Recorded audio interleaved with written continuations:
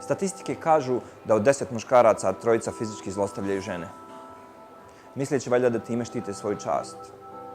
Real men do not tolerate or perpetrate violence against women in their schools, workplaces, homes and communities.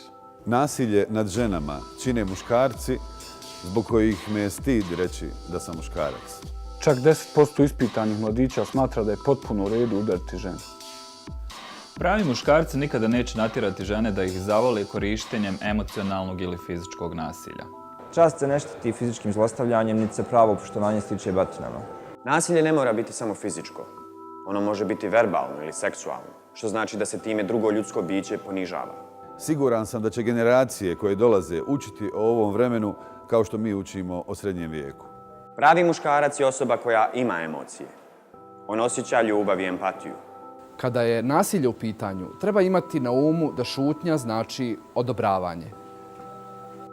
Silne li muškosti tuči slabije, tuči žene, a tako mali miševi kad ih opravdano privede policija. Zato sam za deklaraciju uvijek u korist slabih. Potpisujem ovu deklaraciju jer mislim da pravi muškarac mora biti primjer drugima i ne zatvarati oči pred nasiljem. I signed the declaration because we need to take a stand to eliminate violence against women. Potpisujem deklaraciju jer smatram da pravi muškarac ne koristi šake ili uvrede. Pravi muškarac nikad ne upotrebljava silu. Ja to potpisujem. Pridruži se pravim muškarcima i potpiši deklaraciju protiv nasilja nad ženama. Budi muško. Potpiši deklaraciju.